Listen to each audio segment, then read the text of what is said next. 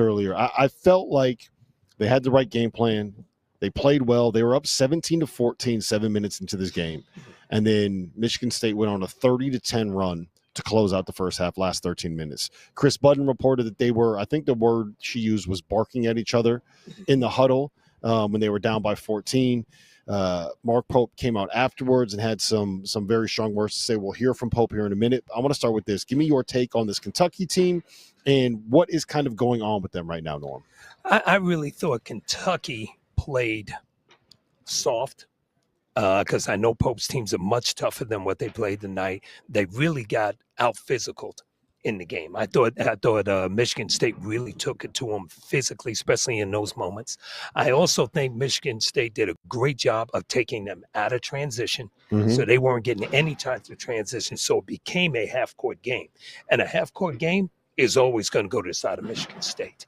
And so they controlled tempo, took them out of transition, and then what I saw from Kentucky was they started becoming a one-on-one team, like my turn, your turn, I'm going to shoot it, I'll do it on my own, rather than playing together. And I'm telling you, a Mark Pope team, and I played against him when he was at BYU, they usually would run their stuff, they'd share that ball and everything. It goes from side to side, and I didn't see much of that. So is that, do you think, more based on personnel that he's brought in, or more based on just that these guys aren't doing what they're supposed to do? I think it's personnel, because you probably got a higher quality athlete, a guy that can go get a shot on his own at times, where at BYU he didn't really have that as much. So they've got to find a happy medium to what they're doing. But I thought Aberdeen kind of got off kilter, shooting the ball, long shots, which led to long rebounds, which led to some transition for Michigan State and allowed them to get some easy baskets. Yeah, I'm gonna push back on that, because I think that this had more to do with chemistry and with the human beings in the locker room. Because I don't think the pieces fit, but I also think that you can win games when the pieces don't fit if guys play hard. And it felt like, especially in that last 13 minutes, like they were. I don't know how many times we were sitting over there watching the game and being like, that's a bad shot. Why are you taking that? That's a quick shot. Why is Jasper Johnson taking a pull-up with 22 seconds left on the shot clock from 23 feet, right? Why is Mo Diabate taking 4 threes in the first half? It felt like there were a lot of guys that knew that they were on relatively quick rotations because of how deep they play and were trying to get theirs. It felt like there were some guys in there that were trying to play to prove that they belong at the next level, Otega Owe. And it felt like there were a lot of pieces on this roster that said, I just got paid $2 million. I must be the man. Kentucky wants me. I must be the man. And it feels like, and I don't know if this is just me speculating, I wonder how much of the recruitment process that he put together when he brought these guys in, it was like, hey, listen, you're coming in. We need you at Kentucky. You're going to be the stud. Like, we need you. You're going to be a star. Because, like, he's the most relentlessly positive human being on the planet. Oh, no doubt. And I think that, and I wonder if there was some misconstrued expectations. That's not me reporting that. I am guessing at that. But if you want to know what Mark Pope really thinks about how this kind of played out, we were able to catch up with him after the game. Jeff Goodman. All right, Mark. This is probably, I think, as down as I've seen you, period, since I've known you. What are you going through right now in terms of the frustration after this loss? Well, I don't want to take away anything from Michigan State, because Tom is one of the great coaches in college basketball, and those guys played tough and together and hard and played well. Mostly just credit those guys, and we are facing a monumental challenge right now, and I'm excited to see if we can figure it out. You hinted at something like this a week or so ago, before the Louisville game or after the Louisville game. Did you sense that this has been kind of brewing throughout the preseason? No, I'm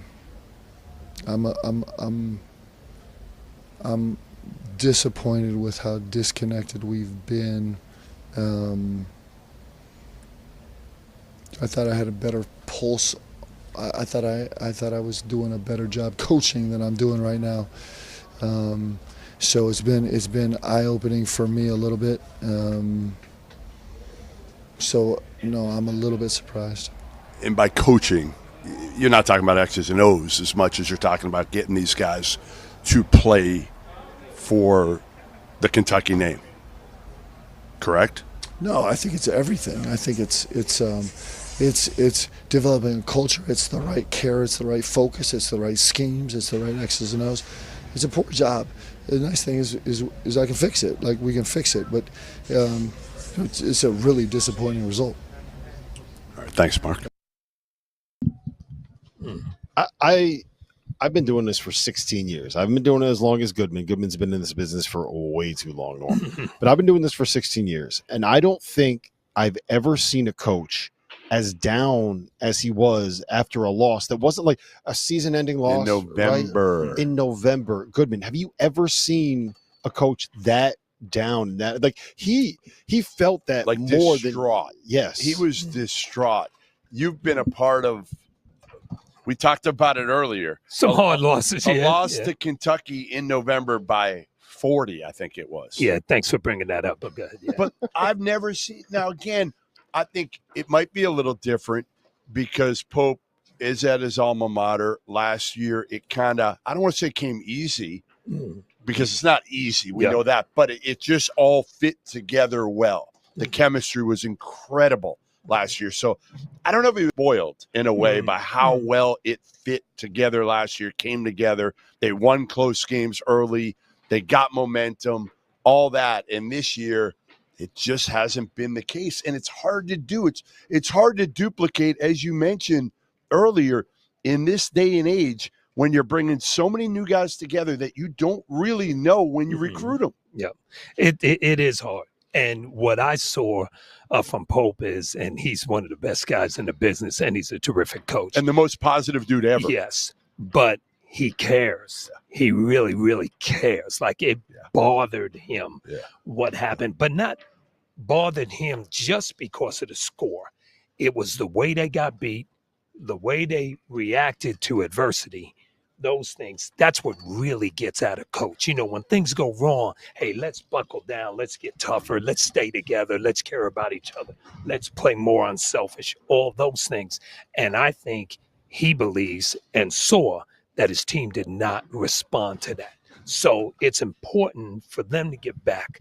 And I know he's going to take it all on himself, but it's important for the assistant coaches, for everybody to get back, and the players to understand that we got to come together. Now, I will say one thing. I did hear a couple of years ago in Vegas in November, Mick Cronin throw a chair against the wall post-game. So other coaches upset, just not distraught like this. There's a different level of obviously how angry you is one. Angry is one thing. I'm kidding, but like to some degree. No, but I get what you're saying. But like he was trying to figure it out too. Yes. He was being very careful with his words. Yes, number one, right? Yes, because I think he's very cognizant of not throwing his guys under the bus too much through this. You can tell he probably wants to. In some cases, well, because he wants to make a point to these players. Yeah. He knows they're listening. I've also rarely, I don't want to say never, seen a coach after they finished the press conference. He finished, and then he left, but he didn't leave the room. He then listened to Otega Owe and Malachi Moreno take some questions. So I think he wanted to see how they handled that part of it as well. Yeah, that's important to see how they feel about it, how they respond to it, how they react to it. And you know, you can sit in a locker room as a coach and you can be upset and disappointed and barking at your guys or whatever it may be. But if you see blank stares, like they don't care, or stares like it ain't me, it's somebody else, that bothers you. That really bothers you. And you're trying to get guys to understand that no matter what, those guys all want to get to the next level. Sure. Which is great.